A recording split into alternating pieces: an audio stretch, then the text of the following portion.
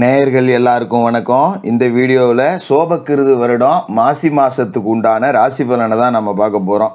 தமிழ் மாதத்தில் எல்லா மாதத்துக்குமே சிறப்புகள் அப்படிங்கிறது இருக்குது.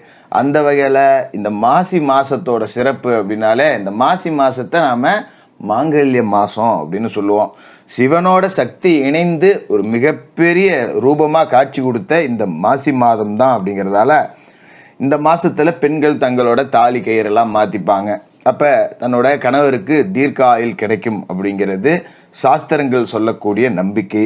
அப்படிப்பட்ட இந்த மாசி மாதத்தில் வரக்கூடிய மகம் அப்படிங்கிறது ரொம்ப சிறப்பு வாய்ந்தது. அதாவது மறந்து போன தவசத்தை மகத்தில் கொடுக்கறது அப்படிம்பாங்க. முன்னோர்களுக்கு செய்ய வேண்டிய தர்ப்பணங்களை அவங்களோட திதியை நாம் சரியாக கொடுக்காம விட்டோம்னா இந்த மாசி மாதத்தில் வரக்கூடிய மக நட்சத்திர நாளில் கொடுக்கலாம்.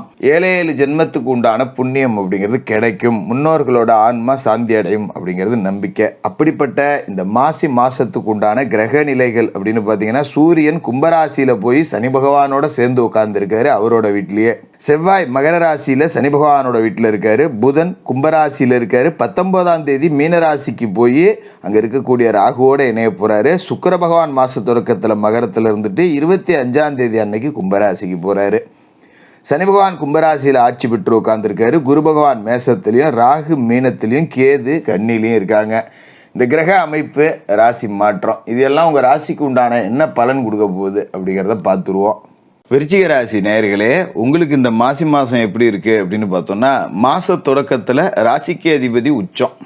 அற்புதமான ஒரு யோகம். ஏன்னா நாம் ஒரு இடத்துக்கு போய் உச்சம் அடையணும் அப்படின்னா நம்மளோட ராசி அதிபதி எப்படி இருக்காரு அப்படிங்கிறத பொறுத்து தான் நமக்கான முடிவுகள் அப்படிங்கிறது கிடைக்கும். அப்போ ராசிநாதன் செவ்வாய் மகர ராசியில் உச்சமடைஞ்சிருக்காரு. அதே நேரத்தில் குருவோட பார்வை ராசிக்கு 10, 12, 2 இந்த 3 இடத்துலையும் விழுவுது. அப்போ ரொம்ப ஒரு அற்புதமான மாதம் உங்களுக்கு வந்திருக்குன்னே சொல்லலாம். விரயஸ்தானத்தில் குரு பார்வை பதியுது அப்படிங்கிறதால விரயங்கள் குறைவாக இருக்கும், சுப விரயங்களாக இருக்கும். 10லையும் குரு பார்வை இருக்குது அப்படிங்கிறதால தொழில் நல்லபடியாக இருக்கும். தனஸ்தானத்தில் குரு பார்வை பதியுது அப்படிங்கிறதால தனவரத்து அப்படிங்கிறதும் திருப்திகரமாக இருக்கும்.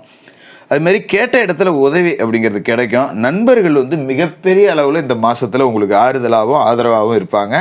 தொழில் ஒரு வெற்றி நடையை நோக்கி போவோம் அப்படின்னே சொல்லலாம். உத்தியோகத்தில் உயர் பதவிகள் கிடைக்கிறதுக்கான சந்தர்ப்பங்கள் இப்போ கைகூடி வரும்.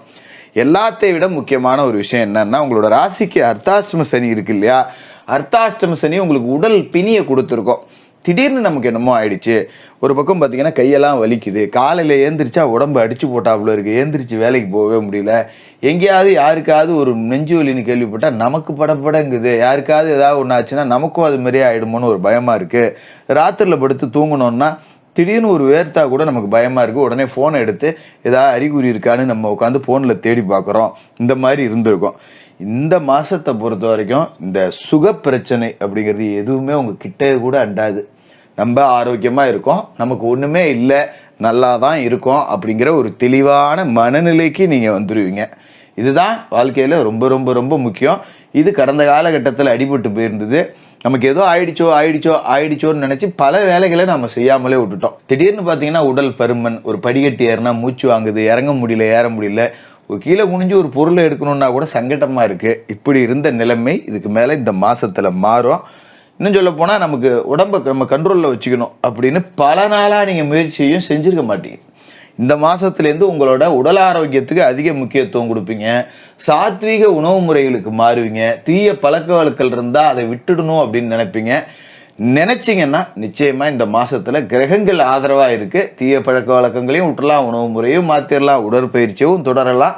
இந்த மாதத்தில் மாசி முடியும் போது ஒரு பழைய உடல் ஆரோக்கியத்தை நான் அடைஞ்சிட்டேன், ஒரு 10 வருஷம் பின்னோக்கி போன மாதிரி ஒரு இளமை திரும்பிச்சு அப்படின்னு நீங்கள் உணரக்கூடிய வாய்ப்பு அப்படிங்கிறது பரிபூர்ணமாக இருக்குது. அதோட மாத தொடக்கத்தில் கும்பராசியில் புதன் இருக்காரு, அங்கே சூரியனும் இருக்காரு. சூரியனோட சேர்ந்து புத ஆதித்ய யோகத்தை கொடுக்குறாரு. அப்போ கல்வி சம்பந்தமாக எடுத்த முயற்சி எல்லாத்துலேயுமே வெற்றி. இப்போ பிள்ளைகளை நல்ல கல்வி ஒன்று படிக்க வைக்க போகிறேன், இல்லை வெளிநாட்டுக்கு அனுப்பிச்சு படிக்க வைக்கலான்னு இருக்கேன், இல்லை ஒரு அரசு போட்டித் தேர்வு எழுதலான்னு இருக்கேன், இந்த மாதிரியான சாத்தியங்கள் இருந்தது அப்படின்னா செய்யுங்க, வெற்றி கிடைக்கும். அதுமாதிரி அரசியல் களத்தில் இருக்கிறவங்களுக்கு பொறுப்பு கிடைக்கக்கூடிய வாய்ப்பு இருக்குது. ஒரு கட்சியில் இருக்கேன், எந்த பதவியும் இல்லாமல் இருக்கேன், ஏதாவது ஒரு பொறுப்பு கொடுத்தா நல்லா இருக்கும்னு பார்க்குறேன், அப்படி யோசிச்சுட்டு இருந்தவங்களுக்குலாம் இந்த காலகட்டத்தில் பொறுப்பு கிடைக்கும். செவ்வாய் சாதகமாக இருக்கார், புதனும் சாதகமாக இருக்கார். அது மாதிரி தொழிலை விரிவு செய்யலாமா அப்படின்னு யோசிக்க ஆரம்பிப்பீங்க.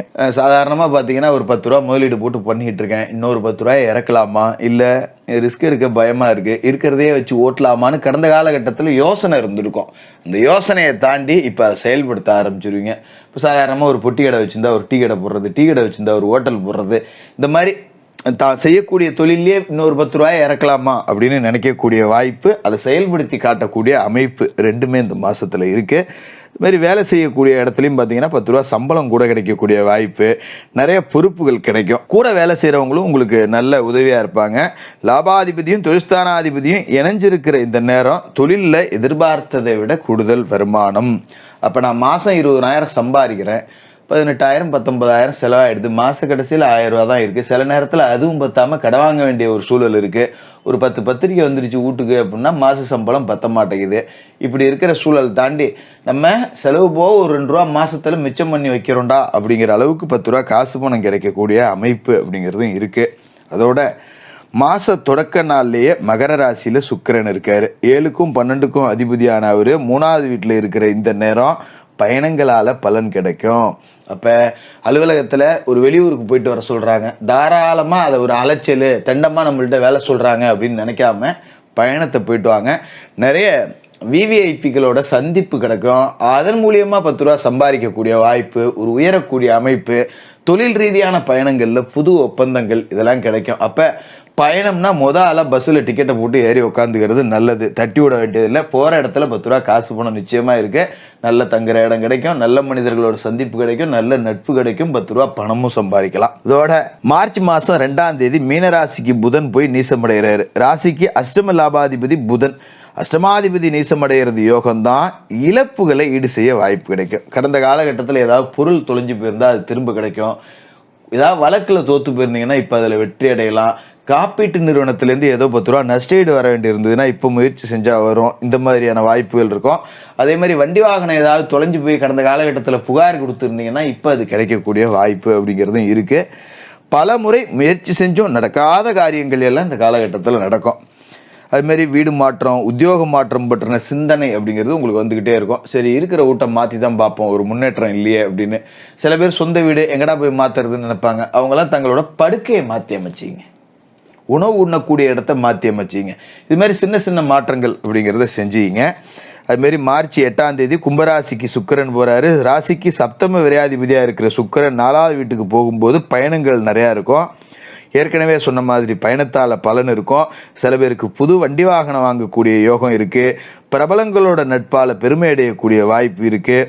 பொது வாழ்க்கையில் இருக்கிறவங்களுக்கு நல்லபடியான நிறைய நட்பு கிடைக்கும். பெரிய பெரிய மனிதர்களோட நட்பு அப்படிங்கிறது கிடைக்கும். அதை வச்சு 10 ரூபா சம்பாதிக்கலாம். கலைத்துறையில் இருக்கிறவங்களுக்கு பெரிய மனிதர்களோட சந்திப்பால் நிறைய வாய்ப்புகள் அப்படிங்கிறதும் உங்களை தேடிக்கிட்டு வரும். இது எல்லாத்தையும் பயன்படுத்திங்க.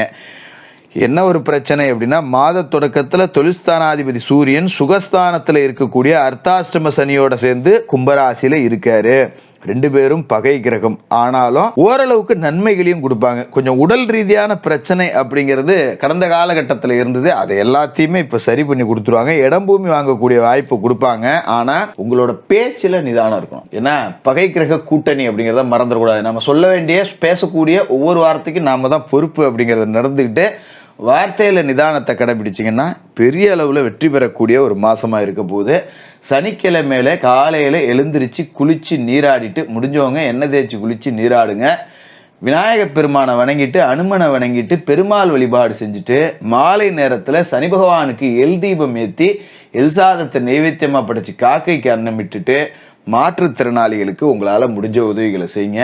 மிகப்பெரிய வளர்ச்சி இந்த மாசத்துல உங்களுக்கு காத்துக்கிட்டு இருக்கு. விருச்சிக ராசிக்காரர்களுக்கு வாழ்த்துக்கள்.